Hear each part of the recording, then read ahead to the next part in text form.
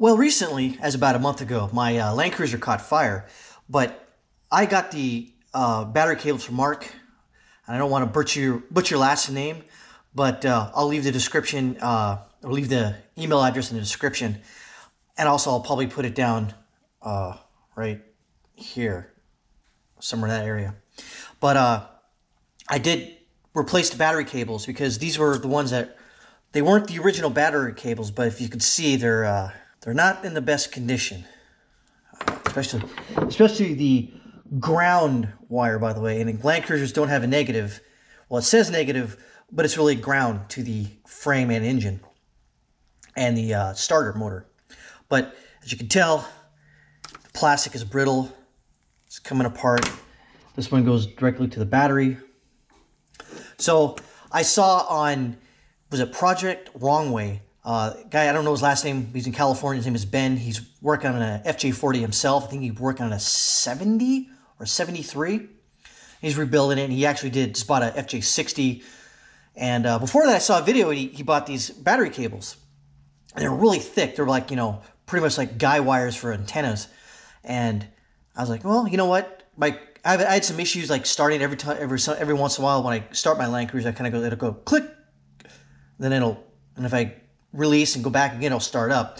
So I don't know what that is. Maybe it's the starter motor going out, but it seems to start, when I need it to. So that doesn't really seem to be a problem right now. And I had an unboxing video.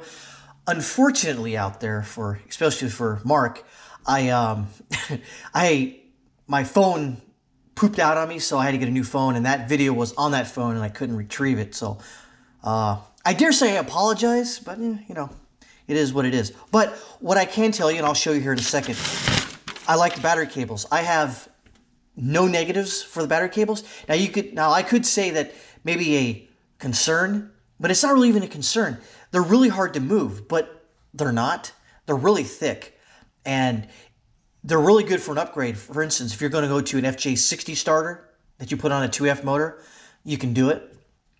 And that's basically, from what I understand, the FJ60 starter, it draws more amps, and so you'll never have a concern for these battery cables I'm about to show you of burning these battery cables up. The next video that's going to be after this one is going to discuss what happened to my Land Cruiser. I kind of alluded to the fact that I did a video and laid out the wiring harness and the loom, and it was just the white-blue cable torched itself. It almost burned the whole wiring harness down, but just burned that. And I had to replace some wires and splice some new ones in. But other than that, let's get back to so this is the instructions you give you. It's really simple. I mean, there's nothing here that you cannot do yourself. For someone who really doesn't know much about, say, vehicles, who's got an FJ40, maybe even FJ60, that wants to upgrade their cables. And it goes over the list of things that come in the package. You get one big red wire. Then you get two black, what do we call them, ground wires. And then the two connectors right here. And I'll show you here in a second that both those connectors, you can tell them one from the other. One says positive, one says negative.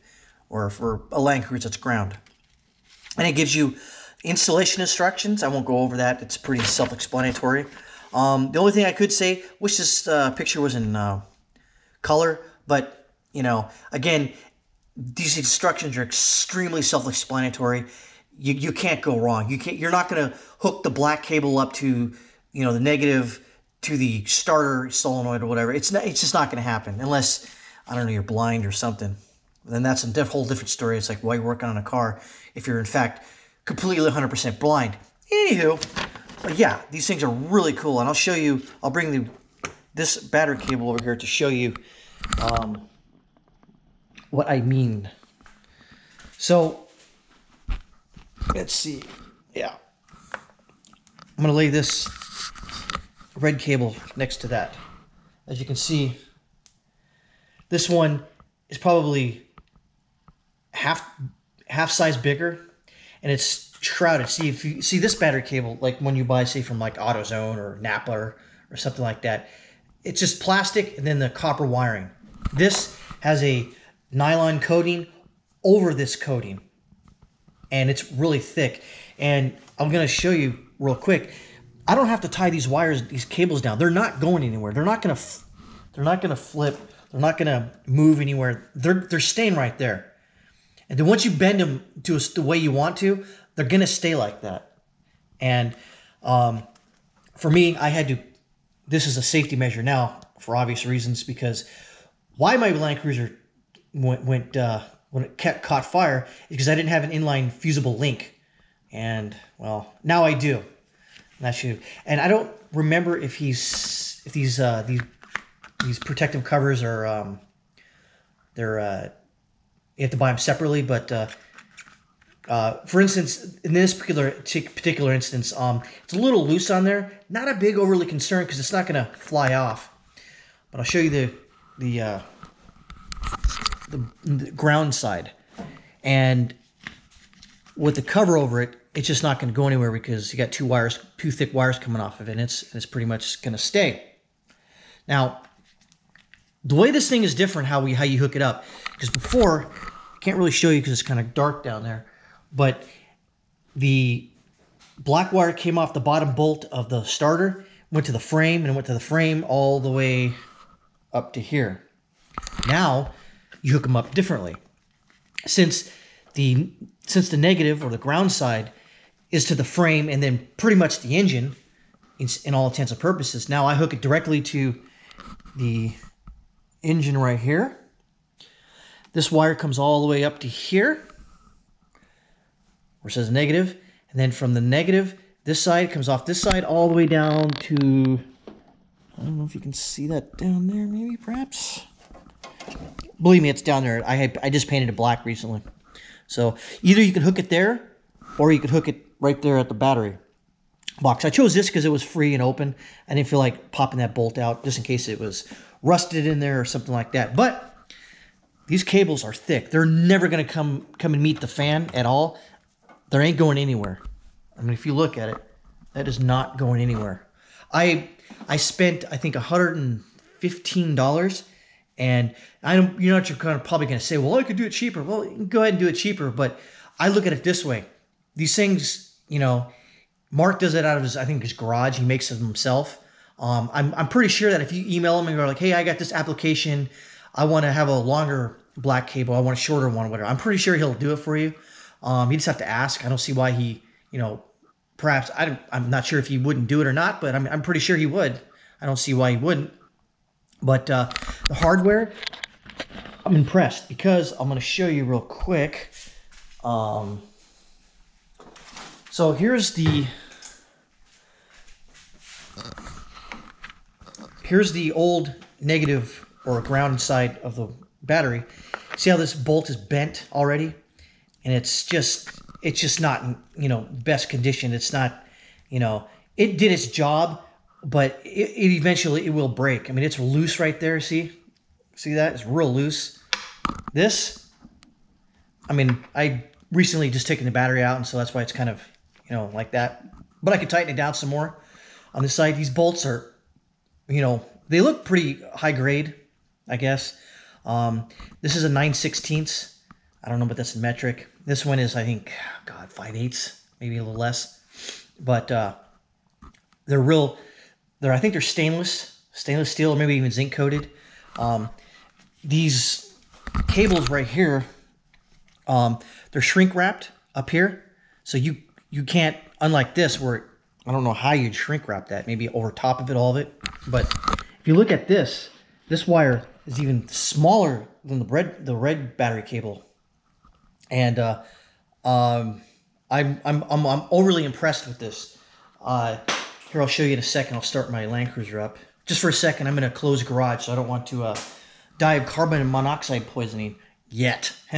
Anywho, but yeah, so basically you just hook it to it depends. Like if you have like your alternator's application right here, or like let's say you have like an air pump for whatever reason, or an air conditioner, pump right here, you could hook it to that, maybe buy a longer bolt and get it in there. So I had to get some, I had to go to Ace Hardware and find some metric grade bolts to apply this in there. I wanted to make sure that I didn't bottom out the bolt in there. So I measured it and then I got the correct bolt, got it in there, and it threaded in just perfect. Same thing with down there.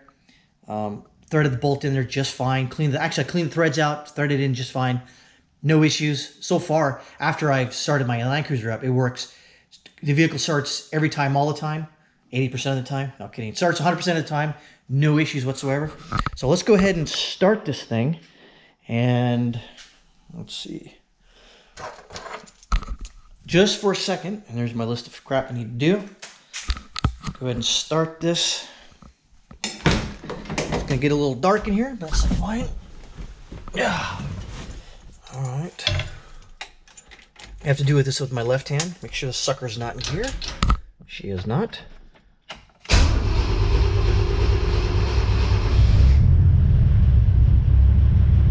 And she starts just fine.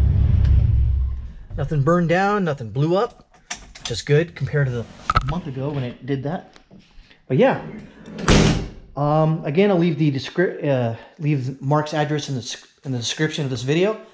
I'm gonna buy the other set of cables for my 78 that hopefully will come in end of June perhaps. But I'm gonna buy the same cables I have right here for that vehicle for the application. I couldn't ask for better battery cables. Again, could you do it cheaper? Probably. But again, I don't want to go through the hassle. I've already went through the hassle of trying to rewire my whole Land Cruiser, and I didn't do it that well, but I did it well enough to make sure that the sucker isn't going to catch fire again. But I know for sure, 100% sure, that the battery cables aren't the issue and will never be the issue ever again. And if in fact they were the issue to begin with. But again, I'm overly happy with it, and for me, the price is just fine with me, because there's a lot of times out there where you got a vehicle that you're restoring or maybe even perhaps buying parts for, and you're gonna buy, well, I'm gonna buy this thing, buy this part for this vehicle, and it's gonna be $200. So what is really in fact $115 to really anyone? I mean, maybe you're on a budget, and I get it, and I'm not faulting you for that, but again, if you have the money and the means, these battery cables are well worth the price, and the quality and the construction of it. I'm 100% satisfied. So Mark, thank you for these battery cables. Again, in the description, you'll see his email address. And thanks for watching. We'll see you again some other time.